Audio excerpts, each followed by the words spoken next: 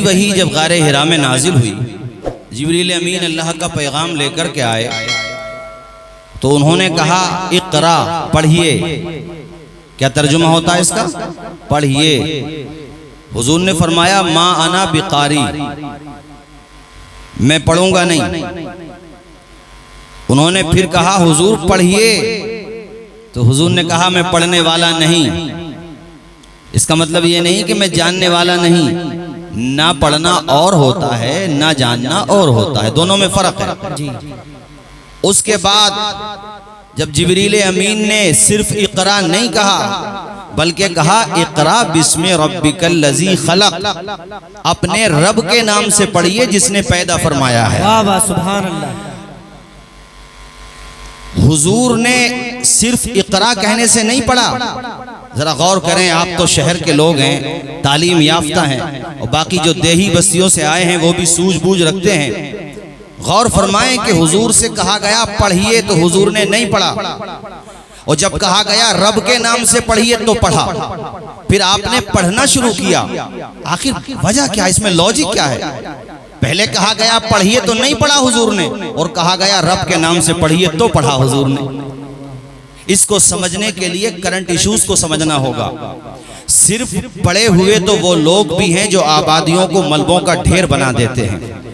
वो कम तालीम याफ्ता नहीं है जिन्होंने न्यूक्लियर पावर हासिल कर ली, परमाणु हथियार है जिनके पास। बताओ क्या वो तालीम याफ्ता नहीं है? जो फजाओं से भी बम बरसा रहे हैं, जिन्होंने सैटेलाइट सिस्टम दिया, क्या वो तालीम याफ्ता नहीं है? जिन्होंने यूक्रेन की आबादियों में ऐसी बमबारी की कि आप देखें तो हैरत में पड़ जाएं। और यूक्रेन के साथ साथ दुनिया वालों को चाहिए कि वो गज्जा पट्टी की मजलूम कौम को भी देखे। यूक्रेन के लिए जब वॉइस को बुलंद किया जाए तो जरूरी ये है कि वो अफगानिस्तान में बरसते हुए बमों को भी देखें। दुनिया को चाहिए कि यूक्रेन के मजलूमों के लिए प्रोटेस्ट करते हुए हमने भी किया, हमें भी दुख है। और हमें इसलिए भी दुख है कि हमने इराक को कब्रिस्तान होते हुए देखा है, हमने लीबिया को तबाह बर्बाद होते हुए देखा है, हमने यमन में सिविल वार को देखा है, हमने जनाबे वाला मिस्र के पास खित्तों में इस तरह की सिचुएशन देखी है। इसलिए हमें यूक्रेन के साथ हमदर्दी है। मैं कहना सिर्फ इतना चाहता हूं कि तालीम याफ्ता ये लोग भी हैं जो बम बरसा रहे हैं, जो हजारों टन मिसाइलों के जरिए से बारूद बरसा करके वहां की जमीनों को कब्रिस्तान में तब्दील कर रहे हैं। बताइए क्या ये लोग पड़े हुए नहीं है? बोलिए पड़े हुए हैं कि नहीं? इनके हाथ में तो ऐसा बटन है जो परमाणु बटन, यानी उसको हाई अलर्ट पे कर देते हैं जब जंग बहुत ज्यादा सिचुएशन बहुत ज्यादा खतरनाक हो जाती है और सिचुएशन बहुत पैनिक हो जाती है। तो ऐसी सूरत में किसी भी कंट्री के पास इस वक्त तक 9 ममालिक ऐसे जिनके पास परमाणु ताकत है, वो हाई अलर्ट पर, उसके लिए स्पेशल फोर्स होती है, हाई अलर्ट पे कर देते हैं कि हम इशारा देंगे तुम परमाणु के लिए बटन दबा देना। जानते हो परमाणु बम कितनी खतरनाक बम है?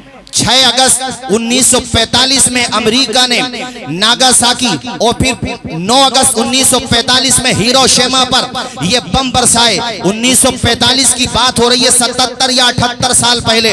उस वक्त तो इतना डेवलप भी नहीं हुआ था सिस्टम, उस वक्त इस कदर तरक्की भी नहीं हुई थी, मगर उसके बावजूद इन बमों की तबाही का आलम यह था कि एक शहर में 70,000, दूसरे शहर में 80,000 लोग तो उसी वक्त फौत हो गए थे।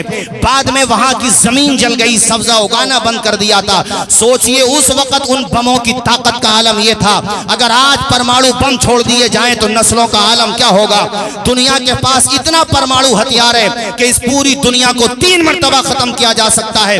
मैं पूछना यह चाहता हूं कि जिन्होंने ये हथियार बनाए क्या वो तालीम याफ्ता नहीं है? क्या उनके पास तालीम नहीं है, एजुकेशन नहीं है? नहीं भाई, वो बहुत तालीम याफ्ता हैं, वो बहुत बड़े साइंटिस्ट हैं। मेरे दोस्तों, उनके पास इल्म की कमी नहीं है, मगर मेरे पैगंबर ने सबक दे दिया पूरी दुनिया को कि देखो, मुझसे कहा गया इकरा तो मैंने पढ़ा नहीं, सिर्फ पढ़ना और है, रब के नाम से पढ़ना और है। ये जो बम बरसा रहे हैं सिर्फ पढ़े हुए हैं, और मोहम्मद अरबी के गुलाम जो मोहब्बतों के फूल बरसा रहे हुए हैं ये रब के नाम से पढ़े हुए हैं। रब के नाम से पढ़ना और सिर्फ पढ़ना, उसमें फर्क होता है। जो रब के नाम से पढ़ता है वो प्यासों को मारता नहीं है बल्कि उन्हें पानी पिलाता है। हमारी किताबें पढ़ो। मैं हिंदू समाज के लोगों से भी दरख्वास्त करता हूँ, मेरे आका की जीवनी पढ़ो। अरे पढ़ के देखो, बुखारी शरीफ कहती है कि एक औरत ने प्यासे कुत्ते को पानी पिला दिया। हालांकि वो औरत कैरेक्टर की अच्छी नहीं थी, वो औरत पारसा और नेक खातून नहीं थी, मगर उसने बेज़बान कुत्ते पे तरस खाया तो अल्लाह ताला ने इसी नेकी की वजह से उसकी मग़फ़िरत फरमा दी। ये इस्लाम की तालीम है। रब के नाम से पढ़ना यह है कि तुम्हारे मकानों की छतों पर अगर परिंदे आ जाएं तो उन्हें भी पानी पिला दो। तुम्हारी चौखट पर अगर प्यासे कुत्ते आ जाएं तो उन्हें धुतकारो नहीं, अपनी रोटियां खिला दो। इस्लाम की तालीम यह है, सिर्फ पढ़े हुए लोग दुनिया को कुछ नहीं दे सकते तरक्की के नाम पर। ये सिर्फ यहाँ पे टेरर पैदा करेंगे, खौफ पैदा करेंगे। दुनिया में इंसानियत का ठेकेदार बनता है अमेरिका। 9 तो इस्लामी ममालिक को तबाह बर्बाद कर चुका है मेरे साथियों। उसके अलावा जापान में बम उसी ने गिराया। अरे दुनिया के ठेकेदारों, तुम्हें ताकत मिलती है तो तुम बम बरसाते हो। आओ मेरे हुजूर की जीवनी पढ़ो, हुजूर की सीरत पढ़ो, मेरे आका की लाइफ पढ़ो। मेरे आका ने जब मक्का फतह किया था तो एक खून का कतरा नहीं गिरने दिया था। मेरे आका ने उन लोगों को भी माफ कर दिया जिन्होंने आका को मक्का से निकाला था। सरकार ने फरमाया था, मक्का वालों घबराओ नहीं, मोहम्मद किसी के लिए जहमत बन के नहीं आया है, पूरी इंसानियत के लिए रहमत। वाह वाह, सुभान अल्लाह, सुभान अल्लाह।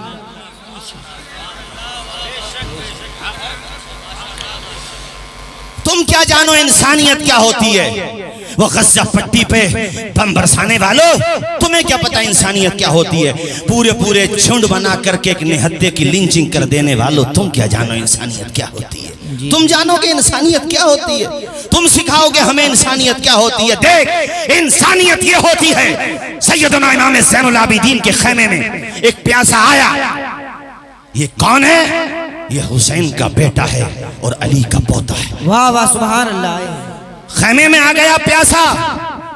इमाम ज़ैनुल आबिदीन सैयद सज्जाद ने पानी भी पिलाया, रहने का इंतजाम किया, खाना भी खिलाया।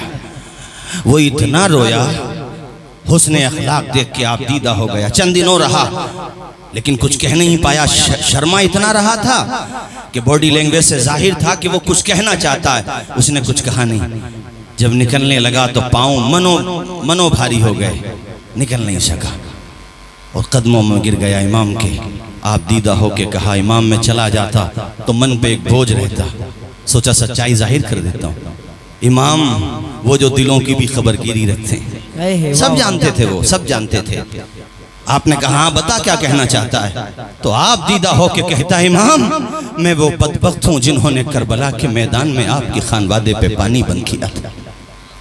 मेरा ताल्लुक उसी शकीउल कल्ब जमात से है जिन्होंने आपके खानवादे के खेमों को जलाया, जिन्होंने आपके बच्चों को प्यासा तड़पाया। लेकिन आज आपका हुस्ने अखलाक देख करके मैं बर्दाश्त नहीं कर सका, जब्त नहीं कर सका और मैंने अपनी हकीकत हाल आपके सामने रख दी। तो इमाम ने उससे कहा, नादान तू क्या समझ रहा था मैंने तुझे पहचाना नहीं था? मैं कैसे भूल सकता हूँ उन चेहरों को जिन्होंने हमारे गुलशन को उजाड़ दिया? मैं कैसे भूल सकता हूँ? मैंने पहली नजर में पहचान लिया था। इतना जब कहा तो ताज्जुब में इजाफा हुआ, हैरत और इस्तेजाब के समंदर में डूब गया। वो कदम चूम के कहता, इमाम पहचानने के बाद भी ऐसी खातिर तवाज़ो की, ऐसा खाना खिलाया, पानी भी पिलाया। तो इमाम ने मुस्कुरा के फरमाया था, करबला में जो तूने किया वो तेरा किरदार था, यहाँ जो मैंने किया मेरे नाना का किरदार है। वाह वाह, सुभान अल्लाह। अरे बम बरसा करके दुनिया को टेरर का अड्डा बनाने वालों, जब तक हुजूर की चौखट पे नहीं आओगे, चांद की कमंडे डाल लो, चांद पे पहुंच जाओ, हवाओं को मुसख्खर कर लो, समंदर की लहरों पर अपना कंट्रोल कर लो, सैटेलाइट सिस्टम कर लो, कुछ भी कर लो। याद रखो, जब तक मोहम्मद अरबी का विजन नहीं अपनाओगे, दुनिया में शांति कभी भी नहीं आ सकती है। शांति लाने के लिए तुम्हें हुसैन के नाना के रास्ते पर आना ही। वाह वाह, सुभान अल्लाह, सुभान अल्लाह। ये मामूली बात समझते हैं आप? मक्का फतह हुआ। मुझे दुख ये है, नौजवानों तुमसे भी तकलीफ है मुझे दुख ये है कि आप लोग भी पूरी रात नेट पे गलाजतें देखते हो। सिर्फ अब तो नेट पे सुविधा है, अपने हुजूर की सीरत ही पढ़ लो जी। वैसे मैं तो मशवरा देता हूँ कि किताबों में पढ़ो जो अपना देसी तरीका था और वही मुआसिर भी है। PDF में लोग पढ़ नहीं पाते हैं। बस ठीक है, एक बेहतरीन चीज़ है, अगर कोई इस्तेमाल करता तो ठीक है, लेकिन मैं एक आदत बता रहा हूँ, किताबें खरीदने का तो रिवाज ही खत्म हो गया। चलिए आप नहीं खरीदते तो हिस्ट्री पढ़ो। मैं तुमसे कहता हूं, अगर भारत में कोई आपसे सवाल कर ले आपके मुगलों के बारे में, क्या जवाब देंगे आप? आपके मुस्लिम शासकों के बारे में क्या जवाब देंगे? पूरी पूरी रात अपनी पूरी कीमती रात गुनाहों की नजर करने वाले नौजवानों, आओ नेट के जरिए ही सही कम से कम अपने भारत का इतिहास भी जानो और अपने इस्लाम का इतिहास भी जानो। ये मैं आप लोगों से अपील करता हूँ, और मैंने कई जगह तकरीरों में कहा, आज फिर कह रहा हूं, क्योंकि जरूरी नहीं है कि नारे रिसालत, उलमाए अहले सुन्नत, उलमाए अहले सुन्नत। दो नाम मैं बता रहा हूँ, दो नाम बता रहा हूँ भाइयों, दो नाम बता रहा हूं मैं। अपने भारत में मुस्लिम शासकों के हिस्टोरिकल फैक्ट जानने के लिए डॉक्टर राम पुनियानी जी को सर्च किया करो, सुना करो, और अपने हिंदू फ्रेंड्स को भेजा करो, ताकि उन्हें पता चले सच्चाई वो नहीं है जो गोदी मीडिया दिखाता है, सच्चाई वो है जो डॉक्टर राम पुनियानी जी बता रहे हैं। वाह वाह। चूंकि वो अपने बंदे की जबान से सुनेंगे तो उन्हें यकीन आएगा। और इस्लाम के हवाले से मैं किसी और कंट्री के इंटेलेक्चुअल का भी हवाला दे सकता था, मगर मैं भारत, चूंकि हम भारत में रहते हैं, और इस्लाम के बारे में, इस्लाम की जो शबी दागदार कर रहे हैं लोग, उनकी गलत फहमी दूर करने के लिए स्वामी लक्ष्मी जी को सर्च किया करो, सुना करो उन्हें, और अपने हिंदू फ्रेंड्स को भेजा करो। ये भी दावत व तबलीग का एक तरीका होता है। एक दूसरे को सॉन्ग शेयर मत करो, गुनाहों को शेयर मत करो यार। ये गुनाह तुम शेयर करोगे तो ये तुम्हारे लिए सिलसिले जारिया होगा गुनाहों का, और अच्छी चीज को शेयर करोगे तो वो सदक़े जारिया होगा नेकी के लिए। तुम्हें करना जो करना वो आप जानो। मैं तो सिर्फ इतना बताना चाहता हूँ कि मेरे हुजूर की सीरत देखो, और दुनिया वालों को बताओ कि सच्चाई वो नहीं है जो तुम कहते हो, सच्चाई तो वो है जो मेरे हुजूर लेकर के आए। वाह वाह, सुभान अल्लाह। तसव्वुर करें, उसी मक्का की मैं बात बता रहा हूँ, तेजी के साथ बताऊं, जहां से अल्लाह के पैगंबर को निकाला गया। और क्या कुछ नहीं हुआ, एक लंबी दास्तान है। शेब अबी तालिब में एक मुहासरा भी रहा, मतलब एक बहुत लंबी तारीख है। लेकिन जब आका ने फतह किया मक्का शरीफ को, हजरत तशरीफ ला रहे हैं, माशाअल्लाह, नारे आप बैठे रहें, सारे लोग बैठे रहें, आराम से बैठे रहें। नारे रिसालत, नारे गौसियत, मसलके आला हजरत, फैज़ान आला हजरत, नबीर हुजूर हाफिज़े मिल्लत, हजरत अल्लामा नईम मिल्लत, हजरत अल्लामा मुफ्ती ज़ाहिद अली साहिब क़िबला सलामी, उलमाए अहले सुन्नत, हुजूर नईम मिल्लत, हजरत अल्लामा मुफ्ती ज़ाहिद अली सलामी, उलमाए अहले सुन्नत, माशाअल्लाह। नबीर हुजूर हाफिज़ मिल्लत हजरत अल्लामा नईमुद्दीन साहिब क़िबला नईम मिल्लत माशाअल्लाह जलवाबार हो चुके हैं। साथ ही में उस्ताद गिरामी उस्ताजुल असातिज़ा हजरत मुफ्ती ज़ाहिद अली सलामी साहिब, और उसी दौरान हमारे सुन्नत मौलाना नफीस अख्तर साहब क़िबला भी तशरीफ़ लाए थे माशाअल्लाह। आप जो है सुने सुकून के साथ।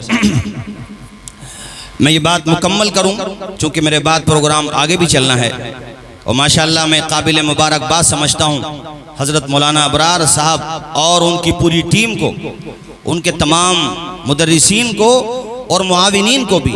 आज मोहतरम अलहाज हुसैन अहमद मरहूम की रूह बड़ी खुश होगी, सुभान अल्लाह। और इसी तरह इदारों से मोहब्बत करने वालों का जाहिर है सबको एक दिन जाना, जैसे आज उनका नाम लिया जा रहा आदम मौजूदगी में भी, जबकि वो दुनिया से जा चुके हैं, इसी तरह हर मुआविन का जब दुनिया से जाएगा तो मोहब्बत के साथ नाम लिया जाएगा। क्योंकि जो दीन का काम करता वो मरता नहीं है, ट्रांसफर हो जाता, नाम तो जिंदा रहता है ना उसका। सईद भाई, नाम तो जिंदा रहता है जो भी काम करता है। ये मैं बात मुकम्मल करूं भाइयों, जरा सुने, इधर मेरी तरफ देखें। हुजूर जब मक्का शरीफ में दाखिल हो रहे थे तो मेरे आका इस तरह सफर कर रहे थे कि आप तसव्वुर भी नहीं, यानी आपका मामा ऊँटनी के कोहान पे लग जाता था। इतनी तवाज़ो इनकिसारी के साथ। जबकि दुनिया का इतिहास ये रहा जो आज तक है कि कोई किसी दूसरी कंट्री को, किसी दूसरे शहर को फतह कर ले तो बताओ वहाँ कौन सा नंगा नाच नहीं होता है, क्या कुछ नहीं होता है। मगर मेरे आका ने बताया, देखो दुनिया वालों, अगर किसी शहर को फतह करो तो फिर वो तरीका अपनाओ जो मोहम्मद अरबी अपना रहे। इस तवाज़ो के साथ आप अंदर गए और मैं आपको बताता चलूं मेरे साथियों, सबको माफ कर दिया। हुजूर ने फरमाया ला तसरीब अलैकुमुल यौम, तुम पर कोई मलामत नहीं है। और उसका असर ये हुआ कि आज खित्ते अरब में इस्लाम का डंका गूंजने लगा। जितने लोग अब तक दामने इस्लाम में नहीं आए थे, आज वो मेरे आका के हुस्ने अखलाक को देखकर जिसने इतना मुतासिर किया, इतना मुतासिर किया, और वो ये समझ गए कि अगर इन्हें सिर्फ इक़्तिदार चाहिए होता तो आज ये हमें कत्ल करा देते, आज हमारी लाशों को मुसला बना दिया जाता। लेकिन इन्हें इक़्तिदार नहीं चाहिए, बल्कि हमारे लिए जन्नत का परवाना चाहिए। और वो सब के सब मेरे आका के दामने करम में आ गए। इन्हीं लोगों में, ये मैं सुना दूं तेजी के साथ, इन्हीं लोगों में एक बंदा था जिसका नाम था उस्मान बिन तलहा। ये याद करके जाएंगे और अपने हिंदू भाइयों को जाकर के बताएंगे। चूंकि आप हजरात का सब जगह बैठना होता है और तबलीग की नियत से बैठ भी सकते हैं भाइयों, बैठ भी सकते हैं, as a citizen of country भी बैठ सकते हैं। उनके अकाईद उनके साथ, हमारे साथ, तो उनके अकाईद का वो जवाब देंगे। इंशाल्लाह हमारा बेड़ा तो पार है ही। बैठो तो बताना उनको कि आज देखो 4 करोड़ आबादी का मुल्क है यूक्रेन, उसके ऊपर रशिया ने शिकंजा कसा और नेटो ने कैसा बेवकूफ बना दिया। और जैसा नेटो ने बेवकूफ बनाया है, ऐसा ही कल भी बेवकूफ बनाया गया है। हमारी कौम के अलावा उनकी कौम के लोगों ने उन्हें ऐसे ही बेवकूफ बनाया जैसा नेटो ने यूक्रेन को बेवकूफ बनाया मेरे साथी। लेकिन हम खौफजदा होने वाले लोग नहीं हैं। हमें मिटाने की हसरत बड़ी मुश्किल से निकलेगी, कलेजा चीर देगी जो दुआ दिल से निकलेगी। बेशक बेशक, सुभान अल्लाह सुभान अल्लाह। उस्मान बिन तलहा, मौलाना अबरार साहब, वो भी लाइन में खड़े थे। आज वो थोड़ा डर रहे थे, मगर दिल कह रहा था उस्मान तू डर नहीं, वो रहमतुल्लिल आलमीन तुझे भी माफ कर देंगे। बेशक बेशक, सुभान। मैटर ये था कि हुजूर जब हिजरत करने वाले थे, हिजरत के आखिरी यानी चंद दिनों में हिजरत होने वाली थी, तो हुजूर अपने सहाबा के साथ उस्मान बिन तलहा के पास गए। वो कैसा दौर था, इससे हौसला मिलता मेरे साथियों। परेशानी देख के घबराया ना करो यार, अहले हक पे तो परेशानियां आती ही हैं, घबराते क्यों? चैलेंज जिसको फेस करना चाहिए, परेशानियों का हमें जवाब देना चाहिए, संवैधानिक तौर पे उसका हल निकालना चाहिए। घबराना मसले का हल नहीं होता है, डरना मसले का हल नहीं होता है। मैं यहां वाकया सुनाने से पहले 3 बातें कहना चाहता हूं। अब अल्लाह करे मेरी बात ये सब जगह पहुंचे। प्राइवेट लोग जब अपने इंटर कॉलेज बना सकते हैं, डिग्री कॉलेज भी बना सकते हैं, प्राइवेट, वो किसी पॉलिटिकल पार्टी का हिस्सा नहीं है, तो जब वो ये काम कर सकते हैं तो हमारे लीडर्स सबके लिए मैं कह रहा हूं, हार जीत तो आपकी किस्मत का हिस्सा था। जब आप इलेक्शन में करोड़ों रुपया उठा सकते हैं तो 1-1.5 करोड़ रुपया उठा करके इंटर कॉलेज क्यों नहीं बना सकते हैं यार आप? बेशक बेशक बेशक। इलेक्शन में जीत जाते तो 5 साल तक नाम रोशन होता, लेकिन गरीब बच्चों के लिए अगर अच्छी और यानी कम फीस में अगर बच्चों के पढ़ाने के लिए तालीमी इदारे बना करके जाओगे तो फिर इलेक्शन में जीतो या ना जीतो हमेशा के लिए जरूर जीत जाओगे इंशाल्लाह। ये गरीब बच्चे याद रखेंगे कि चौधरी सराय का ये जो इंटर कॉलेज गरीब बच्चों के लिए कम फीस में खोला गया, ये फुला साहब ने बनाया था। अगरचे वो इलेक्शन नहीं जीते थे, मगर वो दिलों को जरूर जीत गए थे। बेशक बेशक। इसी तरह से जो इलेक्शन जीत जाते उनसे भी बड़े अदब के साथ, अब तक जो हुआ, what is gone is gone, उसे छोड़ो, लेकिन अब जरूरी है कि अपनी नस्लों के हाथ में कलम दो। अगर तुम भी अपनी नस्लों के बारे में नहीं सोचोगे तो लखनऊ से सीएम साहब और दिल्ली से पीएम साहब तुम्हारे बच्चों के हाथ में कलम देने के लिए नहीं आएंगे। तुम्हें अपनी जनरेशन को तालीम याफ्ता बनाना ही पड़ेगा। बेशक बेशक। अरे ये उलमा तो उलमा ही बनाएंगे ना यार। मदरसा अजमलुल उलूम हो, खैरुल उलूम हो, जमीनुल उलूम हो, हमारा फैजुल उलूम हो, या आपका रज़ाए हसनैन हो, मखदूमिया दारुल उलूम हो, जितने भी इदारे हैं इनकी मेहनतें देखा करो। एक दूसरे का मुंह देख के गालियां सुनते, न जाने क्या लोग कह देते हैं। चंदे कर करके बेचारे दर बदर की ठोकरें खा करके हुजूर की विरासत को दूसरों तक पहुंचा रहे हैं। क्या करें ये बताओ? ये तो जो कर रहे हैं कब्जे से ज्यादा कर रहे हैं। बाकी लोगों से भी सवाल करो कि अल्लाह ने तुम्हें करोड़पति बनाया, क्या तुमने कॉलेज भी बच्चों के लिए बनाया कि नहीं बनाया? जी बेशक, क्या बात है, हक है। संभल वालों ने तुम्हें कई मर्तबा मौका दिया, इस मर्तबा भी दिया। अब तक जो हुआ हुआ, कुछ खूबियां भी हैं बिलाशुबा, लेकिन अब आपकी जिम्मेदारी है कि चौधरी सराय में भी गरीब बच्चों के लिए फीस हो। मैं फीस को मना नहीं कर रहा हूं, फीस हो, लेकिन इतनी फीस हो कि रक्षा पोलर का बच्चा भी शान के साथ अपने कदम पकड़ सके। इसी तरह से मैं इंटर कॉलेज की बात कर, मेरे दोस्त हैं रहमानी दीन नगरपुर में, उनके साले साहब इमरान हबीबी यूरोप में गए, वो माशाल्लाह डिग्री हासिल की, और हजरत उन्होंने डिग्री कॉलेज बनाया, उनरकी में डिग्री कॉलेज बनाया, माशाल्लाह। वो बना सकते हैं। और मैंने वहां पर भी कहा था, और माशाल्लाह वहां पर हमारे बर्क साहब के बेटे भी थे, हाजी रिजवान भी थे, हाफिज वारिस भी थे, तीनों से कहा। और यहां पर भी मैं सबसे कह रहा हूं, मेरे लिए मैं सबकी इज्जत करता हूं, वो हमारी करते हैं, मतलब हमसे मतलब हमारे उलमा की करते हैं।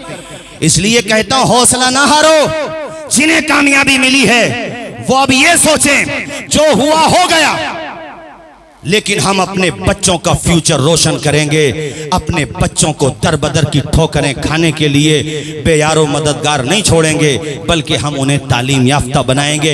इंटर तक तुम हाथ पकड़ लो, इंटर के बाद उनमें इतना कॉन्फिडेंस आ जाएगा कि उनमें से हमारा कोई बेटा एडवोकेट बनेगा, कोई बेटा हमारा MBBS डॉक्टर बनेगा, कोई बेटा हमारा पायलट बनेगा। फिर दुनिया कहेगी शहर संभल वालों को जहालत के कैरे मजल्लत में मत समझना, यहाँ पर इल्म के चराग जल रहे हैं। यहाँ जगह जगह मदारिस का जो खूबसूरत संगम है वो अपना काम कर रहा है, और दूसरी तरफ हमारी ये दरसगाहें अपना काम कर रही हैं। बताओ अगर मेरी बात सच है तो एक मर्तबा हाथ उठा करके मेरा मनोबल बढ़ाओ, ताकि मुझे ये लगे कि मेरे दिल की आवाज आप तक पहुंच रही है। हाथ उठा के बताओ तालीमी इदारा खुलना चाहिए कि नहीं खुलना चाहिए? खुलने चाहिए बेशक।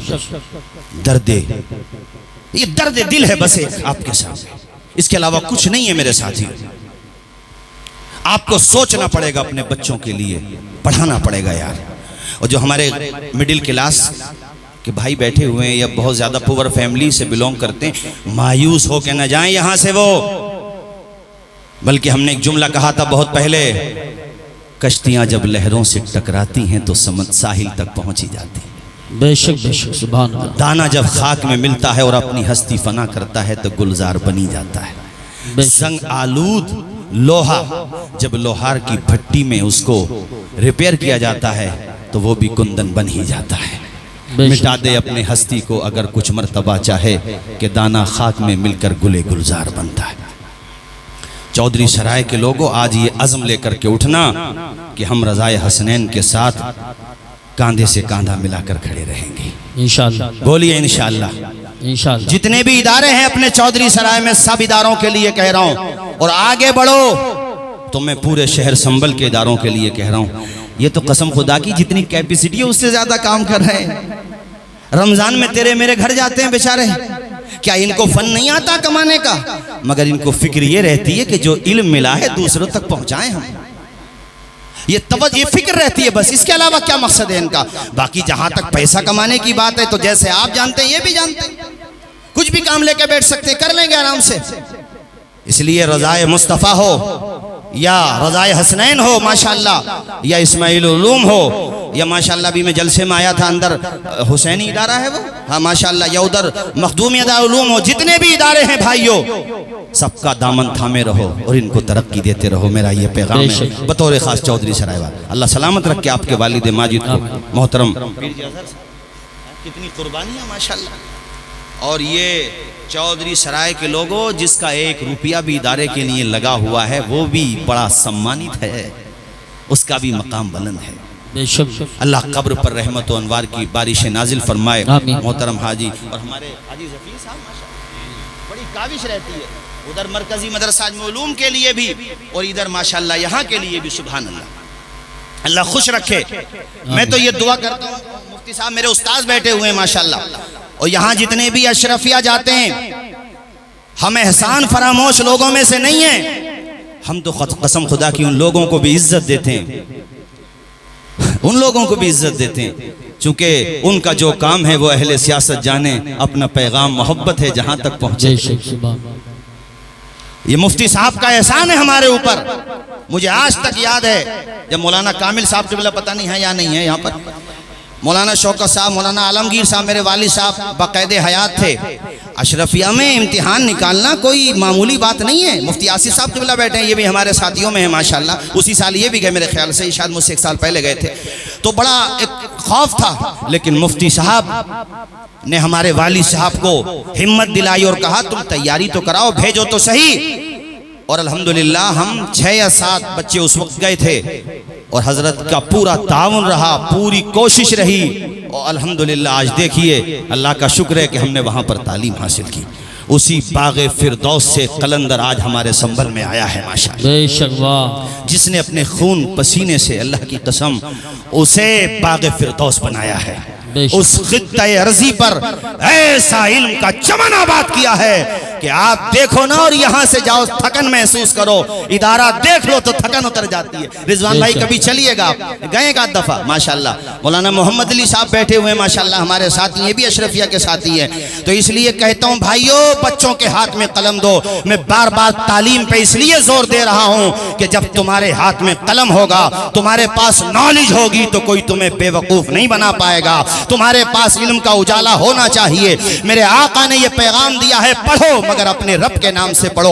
उस्मान बिन तलहा का वाकया सुनो, फिर मैं अपनी गुफ्तगू खत्म करता हूं मेरे साथियों। अजीजान गिरामी, हजरते पैगंबर इस्लाम सैयद आलम नूर मुजस्सम सल्लल्लाहु ताला अलैहि वालिहि वसल्लम जलवाबार हैं। उस्मान बिन तलहा दूसरी तरफ लाइन में खड़े हैं, वो डर रहे हैं। आज वो मामला ये था कि हुजूर जब हिजरत करने वाले थे तो एक दिन अपने चंद सहाबा को लेकर के उस्मान बिन तलहा के पास गए। वो खाने काबा की चाबी उसी के पास रहती थी, उस्मान बिन तलहा के, यानी उसका स्टेटस आप देखिए कितना ऊंचा उसका मनसब था कि खाने काबा की चाबी उसी के पास थी। और जुमे हफ्ते में 2 दिन उसके वो खाने काबा खुला करता था, यानी सोमवार, पीर को और जुमे को, गालिबन पीर और जुमे को 2 दिन खुला करता था। तो हुजूर नबी करीम उसके पास गए और कहा, उस्मान हम तो चंद ही दिनों में हिजरत करने वाले हैं, तो हमें चाबी दे दे, हम खाने काबा के अंदर जा कर के अल्लाह की इबादत करना चाहते। हुजूर देख रहे थे कि चंद ही दिनों में मक्का शरीफ छूट जाएगा। भाइयों, अपना शहर छोड़ना आसान नहीं होता है। हुजूर से जब वर्क़ा बिन नौफल ने कहा था ना कि ए मोहम्मद अरबी, वो दौर आएगा जब आपको मक्का छोड़ना पड़ेगा, तो मेरे आका की आंखों में आंसू आ गए थे। हुजूर ने कहा था मुझे अपना शहर छोड़ना, लेकिन दीन के लिए मेरे आका ने शहर भी छोड़ा। देखो, शिकम पे पत्थर भी बांधे, मेरे आका के रास्ते में पत्थर भी डाले गए। इसलिए उलमा की जमात, अल्हम्दुलिल्लाह आप बहुत पुरे एतमाद हैं, मगर फिर भी हद अदब में कहता हूँ, कभी आप भी दिल थोड़ा ना किया करें कौम की बेवफाई देखकर। और आपसे भी कहता हूँ, हालात कैसे ही हो जाएं, मगर अपने आका का दामन मत छोड़ना। हमें कुछ मिले या ना मिले, बदायूं शरीफ से एक शेर पढ़ा गया था, मुझे बहुत अच्छा लगता है, फजल रब्बुल औला और क्या चाहिए, मिल गए मुस्तफ़ा और क्या चाहिए। वाह। और हमारे आला हजरत ने कहा था कि मेरे आका कुछ मिले ना मिले, कुछ चाहिए भी नहीं, उन्हें जाना, उन्हें माना, न रखा गैर से काम, लिल्लाहिल हम्द में दुनिया से मुसलमान गया। ऐ मोहम्मद अरबी के दीवानों, हुजूर के गुलामों, कभी मायूस मत होना। अरे अगर मौत दुश्मन के हाथ से लिखी हुई भी है तो शहादत का दर्जा पाओगे। घबराते क्यों हो, हौसला रखो, एतमाद की दौलत अपने साथ रखो, घबराया मत करो, कभी भी डरा मत करो। और ये जहन में बिठा लो कि हम दुनिया में इख्तिदार की कुर्सियों पे बैठने के लिए नहीं आए हैं, बल्कि हुजूर की चौखट के चिमटने के बाद खुद ब खुद रूलिंग हमारे हाथ में आ जाएगी, रूल हमारे हाथ में होगा। हमारे आला हजरत ने कहा था, जमीनो जमा तुम्हारे लिए, मकीनो, अब भी पढ़िए जरा मेरे साथ, मकीनो मकान तुम्हारे लिए, चुनीनो चुना तुम्हारे लिए, हमारे यहाँ तुम्हारे लिए, उठे भी वहाँ तुम्हारे लिए। नारे तकबीर, नारे रिसालत, नारे गौसियत, मसलके आला हजरत, फैजान आला हजरत, उलमाए अहले सुन्नत। सुभान अल्लाह। मैं दर्द समझता हूँ, चूंकि हमारे बहुत सारे बच्चे अभी तक CAA के केसेस में NRC जेलों में बंद हैं। अब इसकी भी ज़रूरत है कि तंजीमें बने और उनमें से एक बच्चे की सही अलग अलग तंजीमें बन जाएं, सबका एक साथ नहीं हो पाता तो कम से कम एक बच्चे की ज़मानत का केस लड़ा जाए। जो हमारे असली हीरो हैं वो लोग जेलों में बंद हैं और हमें उनकी फिक्र तक हमारे ऐशो आराम में कोई फिक्र नहीं है, न शादी ब्याह के खर्चे में कोई फिक्र है। भाइयों, उस दिन मैंने एक वाकया सुनाया था, मैं आया था उस रोज तो मैंने एक वाकया सुनाया था, वो सुन लो। हजरत अम्मार इब्ने ज़ियाद, जंग में तीर लगा सीने, हुजूर का इश्क पैदा करो। मैं ये कहना चाहता हूँ, सीने में तीर लगा तो वो गिर गए, चूंकि वो दिल में पेवस्त हो गया था। जमीन पे गिरे तो इतने चोट, यानी इतना गंभीर चोट लगी थी, ऐसी सिचुएशन हो गई कि उनसे खड़ा नहीं हो जा रहा था। फिर बैठा भी नहीं गए, वो लेट गए। उनको लगा कि अब चंद ही लम्हों का मैं मेहमान हूँ, नब्ज़े हस्ती खामोश होने वाली है और दिल की धड़कनें जवाब देने वाली हैं। तो चारों तरफ निगाहों का परिंदा दौड़ाया और ऐसे वक्त में उन्होंने ना तो अपने माँ को तलाश किया, ना बाप को तलाश किया, किसी को भी तलाश नहीं किया। उनकी आंखें अगर तलाश कर रही थीं तो मेरे आका का जलवा तलाश कर। सुभान अल्लाह। बातें करना और होता है, प्रैक्टिकल करना और होता है। कैसा इश्क था, चारों तरफ हुजूर को तलाश कर रहे हैं, हुजूर नजर आ जाएं, हुजूर नजर आ जाएं। कुछ देर के बाद चूंकि जंग की सूरत हाल थी और सब अफरा तफरी थी, तो हुजूर पे जब निगाह पड़ी तो उनके दिल को करार आया और खुदा से दुआ मांगी, मौला शहादत का वक्त तो करीब आ ही गया है, तो मुझे इतनी ताकत दे दे, तो मुझे इतनी ताकत दे। देखो ये इश्क होता है मेरे साथियों। कहा या अल्लाह तो मुझे इतनी ताकत दे दे कि मैं अपने आका के कदमों तक पहुंच जाऊं, वहां जाकर के मेरा दम निकल जाए तो मेरी जिंदगी की महराज हो जाए। सुभान अल्लाह। इसके अलावा या अल्लाह मेरी कोई दुआ नहीं है।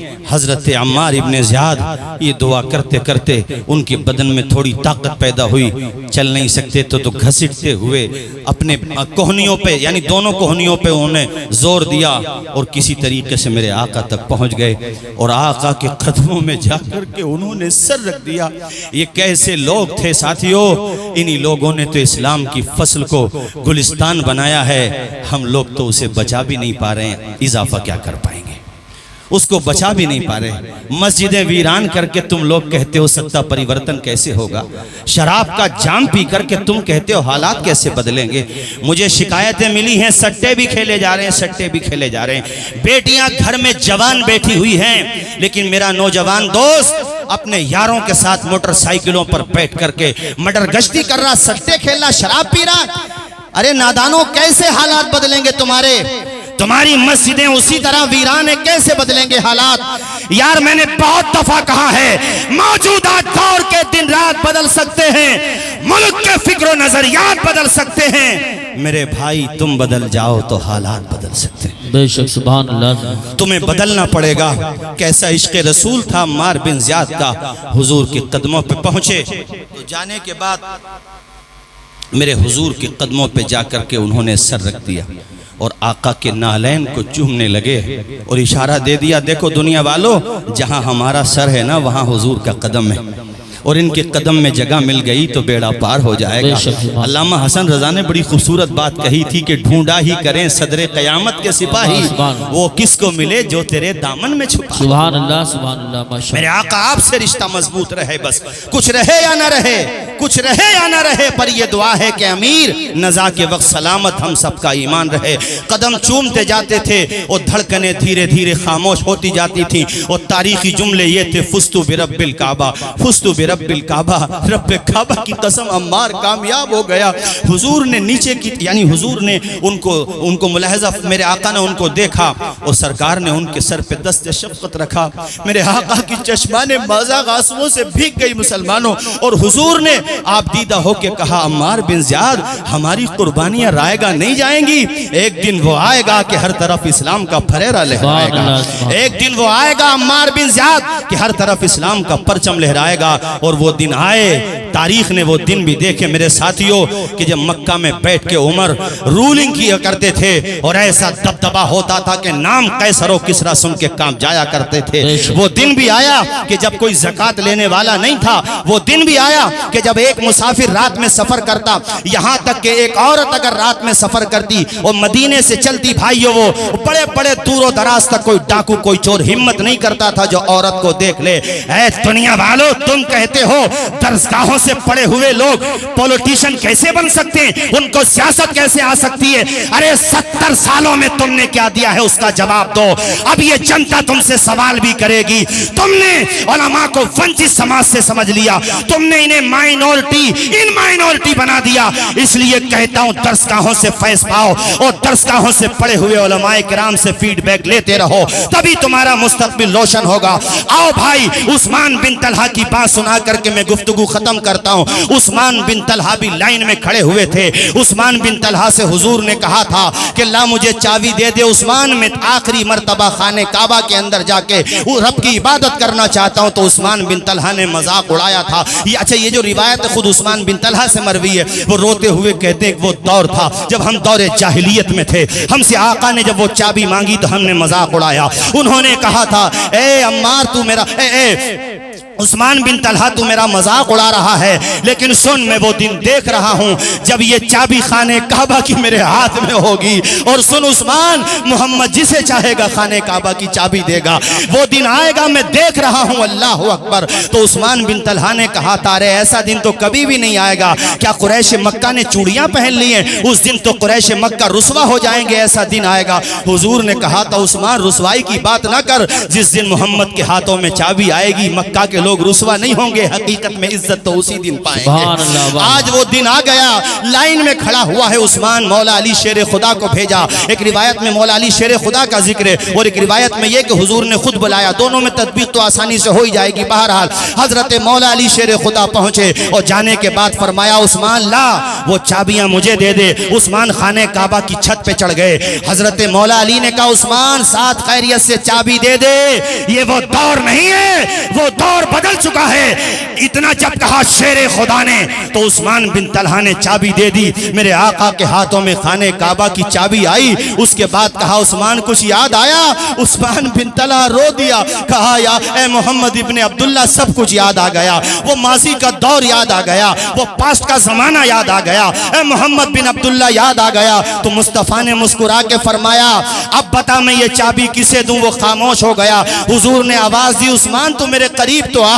उस्मान करीब आया तो दिल में कहीं ना कहीं ये वसवसा था, न जाने कौन सी सजा मिलेगी। मेरे हुजूर ने फरमाया उस्मान देख वो तेरा किरदार था कि तूने मुझे चाबी नहीं दी थी, ये मेरा किरदार है कि आज मोहम्मद तुझे खाने काबा का मुतवल्ली बना रहा है। और सुन आज के बाद ये चाबी तुझसे कोई छीन नहीं पाएगा। ये चाबी तेरे पास और तेरी नस्ल के पास रहेगी। अल्लामा पीर करम शाह ज़री ने ज़ियाउन नबी में लिखा है तब से लेकर आज तक वो खाने काबा की चाबी उस्मान बिन तलहा की नस्ल ही के पास है। अल्लाह अकबर कबीरा। मेरे आका ने फरमाया उस्मान बिन तलहा ये चाबी ले ले।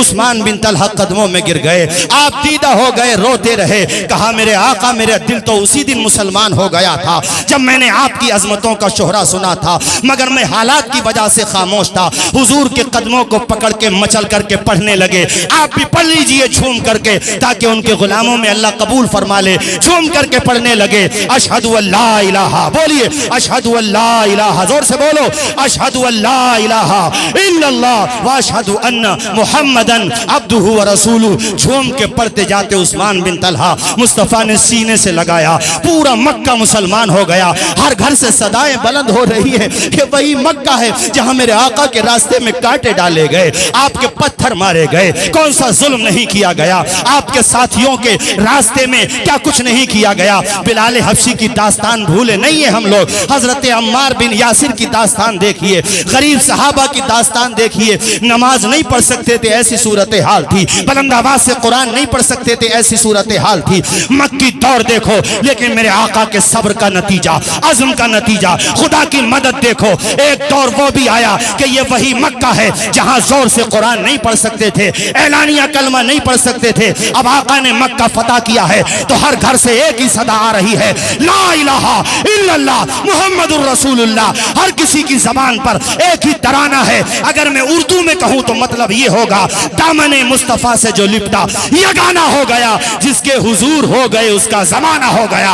हर समत अपने खून की रमक छोड़ जाऊंगा, मैं करबला का फिर से सबक छोड़ जाऊंगा। जहनों की तीरगी को मिटाने के वास्ते एहसास की रगों में शफक छोड़ जाऊंगा। देकर बुलंदियों का सभी को मैं हौसला, परवाज़ी फिजा का हक छोड़ जाऊंगा। पढ़ने के बाद जाग उठेंगे तमाम लोग, तारीख में मैं ऐसा वरक छोड़ जाऊंगा। कदम की खाक आंखों का पानी छोड़ जाऊंगा। मैं दरिया हूं, बहाव में रवानी छोड़ जाऊंगा। मुझे मालूम है आखिर किसी दिन तेरी दुनिया से चला जाऊंगा, पर अपनी कहानी छोड़ जाऊंगा। अस्सलाम वालेकुम।